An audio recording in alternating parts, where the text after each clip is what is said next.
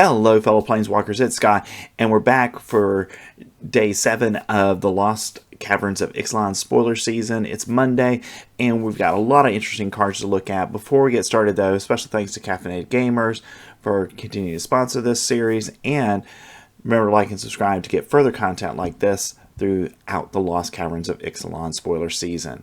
So let's get started. So we got our final Restless land today with Restless Reef. So this is our Dimir land, and for 2, a blue and a black mana, you get a Restless Reef. Becomes a 4/4 blue and black shark creature with Death Touch until end of turn. It's still a land, and whenever Restless Reef attacks, target player mills 4 cards.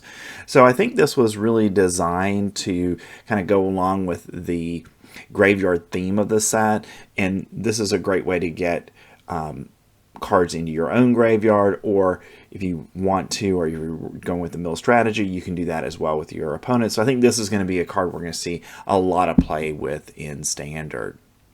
Next, we've got the Ancient One for a blue and a black mana. You get a legendary creature. That's a Spirit God. It's an 8/8.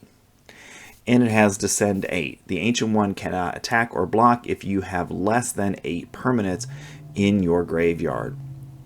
And for 2, a blue and a black, you can draw a card, then discard a card. When you do, target player mills cards equal to the discarded card's mana value.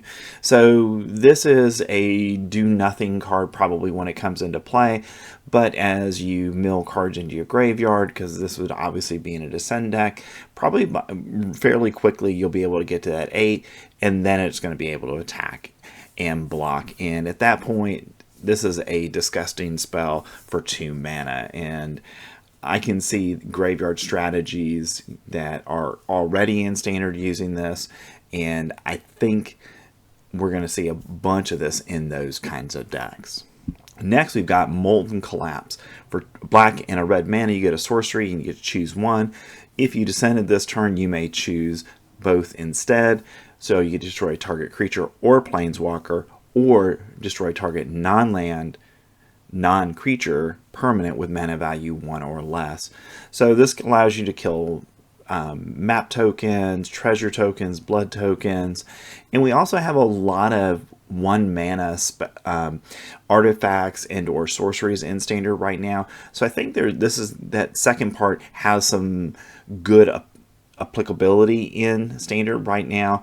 And in older formats, Pioneer, certainly this is going to be an upgrade over Dreadbore, and in Modern, this is probably a playable card as well, because there's a lot of 1 mana enchantments or artifacts that we see played in Modern. So very good card, expect to see a lot of it. Next, we've got Pakal, First Among Equals for 2 and a blue mana, you legendary creature that's a human advisor. He's a 1/5, and at the beginning of each player's end step, if an artifact entered the battlefield under your control this turn, look at the top 2 cards of your library, put one of them into your hand and the other into your graveyard. So this is a card that's really designed for a dedicated artifact deck, and because most of the artifacts that we're seeing in this set that do something, they tend to have flash, so you can flash them in on your opponent's turn. So what I expect to see with this is, in that dedicated artifact deck, whether it's artifact creature deck with some artifacts that are also there to provide some additional removal, I think this has got a chance to be a pretty good card in Standard, because drawing a card every time you cast an artifact on your turn or your opponent's turn is a pretty good ability, and it also lets you throw something else into the graveyard, which allows you to build up those permanents you need to activate other cards as well. Next, we've got Sentinel of the Nameless City. For 2 and a green mana, you get a Merfolk Warrior Scout. It has Vigilance, it's a 3/4, and whenever Sentinel of the Nameless City enters the battlefield or attacks, create a map token. So very nice creature here. I think obviously if we end up with a Merfolk deck, this is an easy inclusion in that. And the fact that it creates map tokens, that ability to put +1/+1 counters on things, I think that will push this into consideration for any 1/1 counter deck, because you're going to be able to, in essence, continually produce 1/1 counters, or you can get extra land. So I think this is a nice card for that strategy. And we know we've already got a deck that's kind of built around that synergy right now. It just isn't really strong enough given what we've got in standard. But maybe cards like this will help push that into more playability. Next, we've got Starved Revenant. For 2 and 2 black mana, you get a Spirit Horror. That's a 4/4. And when Starved Revenant enters the battlefield, surveil 2.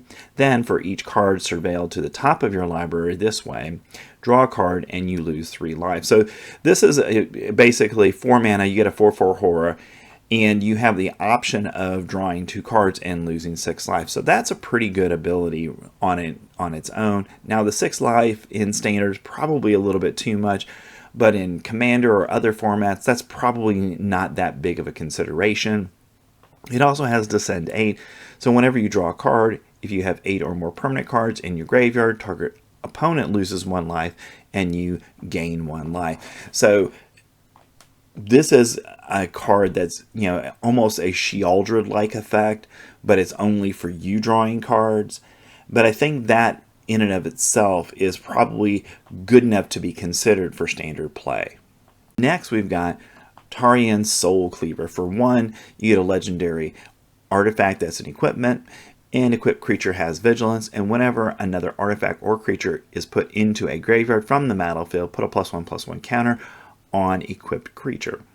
And it equips for 2. So very good piece here. 3 mana total is your kind of investment in it, but that ability to gain a +1/+1 counter every turn that something, either an artifact or a creature, goes into the graveyard, I think is a very good ability. And this might go right into the Rakdos Sack deck, because we know we're going to be sacrificing creatures and artifacts in that. And the result of that is this will build, you get a +1/+1 counter every turn, and you can build one of your creatures up fairly quickly to be a pretty formidable threat that your opponent's got to deal with. Next, we've got Chamil, the Inner Sun. For 6 mana, you get a legendary artifact. Spells you control can't be countered, which I think is a very good ability in standard, given the fact that we do have a lot of quality blue counter spells right now. And at the beginning of your end step, you discover 5.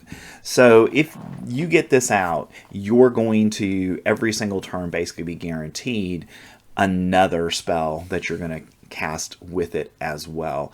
So I think while it's a 6 mana investment, it's 6 mana that, in essence, is going to pay for itself many times over the course of a game. So if you have a way of getting this onto the battlefield relatively early in a game, this is going to help you move very quickly through your deck and get the key cards you need to win. So is it playable in standard? Yes, but it has to be in the right kind of deck. Now, we already know that we have Power Stones and other things that we can use to reduce the cost of artifacts, and in a deck that's going to do those kind of things, I think it certainly is something that'll be playable there. Next, we've got Lament of the Forgotten. A blue and a black mana, you get a sorcery, and it has Descend 8. Choose 1. If there are 8 or more permanent cards in your graveyard, choose 1 or more instead. So you can return target non-land permanent to its owner's hand, target opponent discards a card, and look at the top 3 cards of your library, put 1 of them into your hand and the rest into your graveyard. So it's a very flexible card, kind of is a utility card that can force your opponent to discard a card. It can make your opponent return a non-land permanent to their hand, or it can help you by going out and you get to look at 3 cards and then put 1 of those in your hand, and kind of help filter yourself to where you want to be in that game state. So I think this does see play in standard in Dimir decks because of the flexibility that it has. Now, obviously, we know there's going to be a Descend deck, and we already know there's a decent graveyard deck out there. So this could even go in that, because you're going to have those permanents, so you're going to be able to do more than one of these abilities. Next, we've got our uncommons of the day, and the first is Lodestone Needle for 1 and a blue mana. It's an artifact. It has flash. Okay, earlier we talked about Akal Pakal in that need to be able to flash things in on your opponent's turn. This is an ideal card for that. And when Lodestone Needle enters the battlefield, tap up to one target artifact or creature, and put 2 stun counters on it. And then for 3 mana and an artifact you can craft, and then on the back side you get Guidestone Compass. It's an artifact, and for 1 mana you can tap it and target creature you control explores, activate only as a sorcery. So I think this is, the front side's okay, it's not great, but it does slow your opponent down a little bit. But I think that where this card has standard playability is the back side of it, where you want to get it into play and you want to craft it and get to the Guidestone Compass, where you're going to be able to explore every single turn, and you can explore on any creature you want to. So in a dedicated Explorer deck, this is another way of getting that activation for Explore, but it also might fit in some other decks where you might want to get +1/+1 counters, or get extra lands into your hand so you can play a little bit faster. And I think this is an ideal card for that kind of strategy. Next, we've got Terrifying Visage. For 1 and a black mana, you get an artifact. When Terrifying Visage enters the battlefield, target opponent reveals their hand. You choose an artifact or a creature card from it. That player discards that card. And then it has craft as well. We can craft with 2 creatures for 5 and a black mana.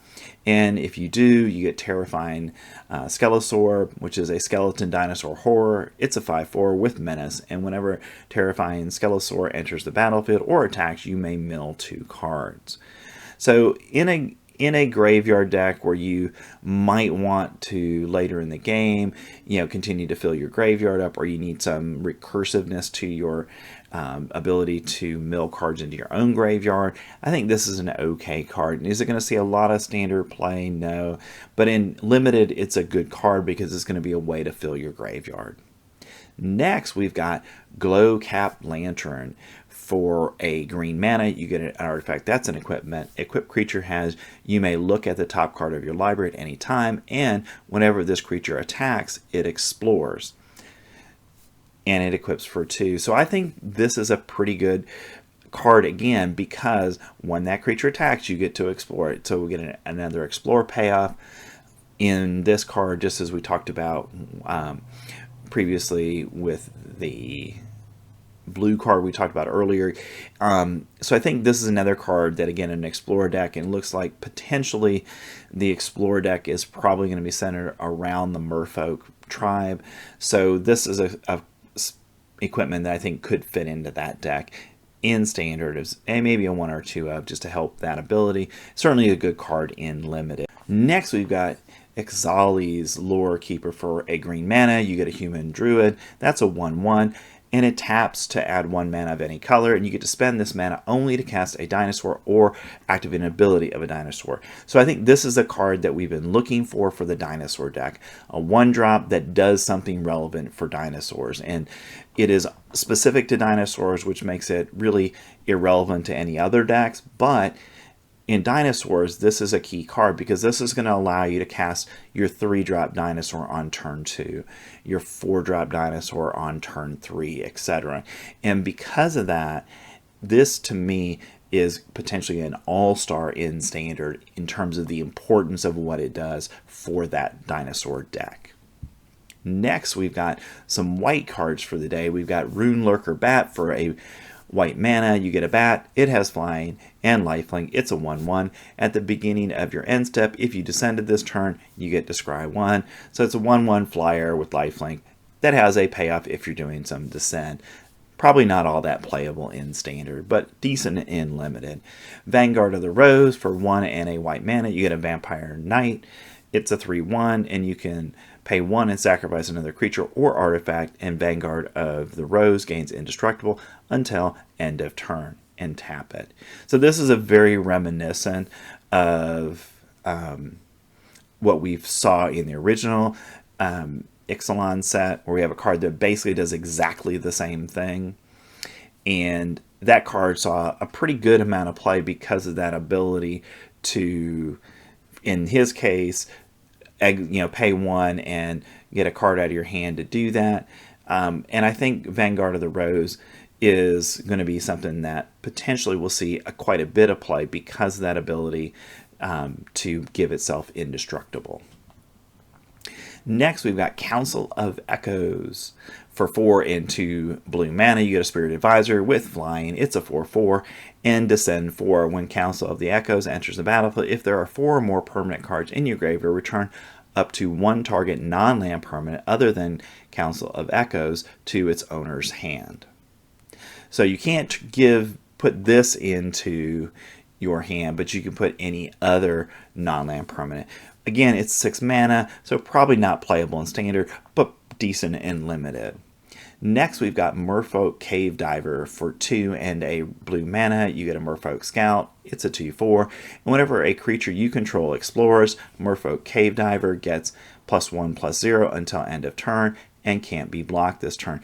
So another payoff card potentially for an Explorer deck. I've been talking about the fact that maybe our Merfolk deck is built around the Explorer ability, and we get more cards like this, that will make more sense going forward. And we'll just have to see what we get. Next, we've got Chupacabra Echo. For 2 and 2 black mana, you get a Beast Horror Spirit. That's a 3/2. It has Fathomless Descent. When Chupacabra Echo enters the battlefield, target creature an opponent controls gets -X until end of turn, where X is the number of permanent cards in your graveyard. So in the original Ixalan set, we also had Ravenous Chupacabra that did the same thing, where it came to play and killed a creature. This one is not quite as good as that one, because this is going to be dependent on having permanent cards in your graveyard. And for that reason, I think it's not quite as good, probably in limited seas play. But outside of that, I'm not sure if it has standard playability as a 4 mana card. Next, we've got Stinging Cave Crawler. For 2 and a black mana, you get an Insect Horror with Death Touch. It's a 1/3. And descend 4. Whenever Stinging Cave Crawler attacks, if there are 4 or more permanent cards in your graveyard, you draw a card and you lose 1 life. So it's an interesting card. I'm not sure if it has standard playability, but certainly in Limited, a very good card, because drawing cards in Limited is always going to be powerful. And potentially in the right deck in Standard, you might see some copies of this. Because it has Death Touch, that makes it something that your opponent isn't going to really want to block. So because of that, it has potentially some standard playability. Next, we've got Diamond Pickaxe. For a red mana, you get an artifact that's an equipment. It has Indestructible. An equipped creature gets +1 and has, whenever this creature attacks, create a treasure token. So we've had cards like this before in Standard, and it really didn't see much play. But again, that ability to create a treasure token every time you attack is a nice ability. But for 3 mana, are there better things you can do in red? And the answer is probably. In Limited, it's going to be probably a pretty good card, because it's indestructible. It gives your creature a boost, and you're going to get those treasures, which can help you get your larger spells out quickly in those games. Next, we have Zoyowa's Justice. For 1 and a red mana, you get an instant. The owner of target artifact or creature with mana value 1 or greater shuffles it into their library. Then that player discovers X, where X is its mana value. So this is an interesting card, because it gives red the ability to eliminate a creature from play that has mana value of 1 or greater. It gets shuffled into their deck, but then they get to discover. So that's the downside of it. And I'm not sure the upside of getting to get rid of their biggest threat is worth it, but potentially in the right deck, it might have some playability. Next, we've got a couple of multicolored cards for the day, and Akawali the Seething Tower. For 1, a black and a green mana, you get a legendary creature. That's a fungus. It's a 3/3. It has Descend 4 and Descend 5. So 2 Descend abilities on it. As long as there are 4 or more permanent cards in your graveyard, Akawali the Seething Tower gets +2/+2 and has Trample. So it gets a boost from that. And then if Descend 8, as long as there are 8 or more permanent cards in your library, Akawali gets an additional +2/+2 and can't be blocked by more than 1 creature. So it's going to have Trample. If you've got 8 cards in your graveyard, it gets plus 4, so it'll be a 7/7 if you've got 8 cards in your graveyard. So I think this is a pretty decent uncommon, but again, it's going to be requiring you to have a deck that is going to get cards in the graveyard that are permanents, so you can activate its 2 Descent abilities. Otherwise, it's a pretty vanilla 3/3. Next, we've got Squirming Emergence for 1, a black and a green mana. You get a sorcery with Fathomless Descent, and you get to return to the battlefield target non-land permanent card in your graveyard with mana value less than or equal to the number of permanent cards in your graveyard.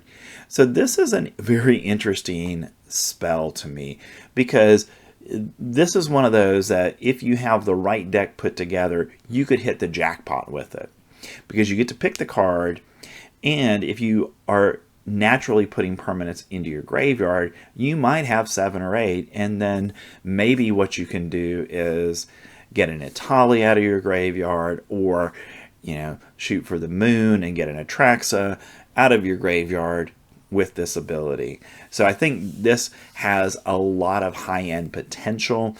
The question is it going to be good enough outside of a deck that is intentionally milling cards into the graveyard, getting cards into your graveyard? And I'm not sure on that, but it's certainly an interesting card that I think deck builders are going to experiment with, particularly in Golgari decks. Next, we've got Glimpse of Court for 1 and a green mana. You get a sorcery, and you get to choose one. Search your library for a basic forest card, put that card onto the battlefield tap, then shuffle, or return target cave from your graveyard to the battlefield tap. So in my mind, this has some definite application for standard if we have a dedicated cave deck, and we know we've got a number of cave cards that you can sacrifice and get an ability. So I think because of that, in that deck, this could see some play for that ability to get those cards back so you can reactivate those abilities. And our last couple of cards of the day are Echoing Deeps and Forgotten Monument. So Echoing Deeps is a cave, and you may have Echoing Deeps enter the battlefield tapped as a copy of any land in a graveyard, except it's a cave in addition to its other types.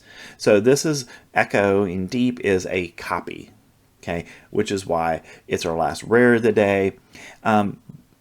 That ability to copy stuff I think is interesting, but I'm not sure how much playability it has outside of that cave deck.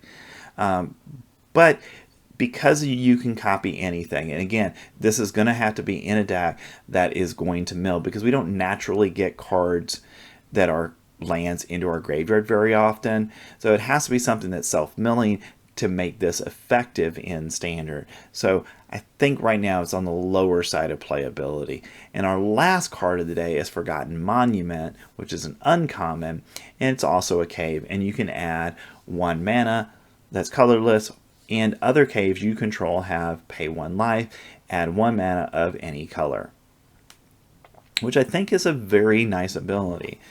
And it looks like the cave deck is likely to be a 3 or 4 color deck, potentially because of the caves that are in the Lost Caverns of Ixalan. So we're probably going to see it definitely in a multicolor deck that's going to want this. So the ability to give each of your caves the ability to add any mana that you need, I think, is a very important ability in standard. And in that deck, it's going to make a lot of sense to have that. All right, that's all we have for day 7 of the Lost Caverns of Ixalan spoiler season, and I hope you enjoyed the video.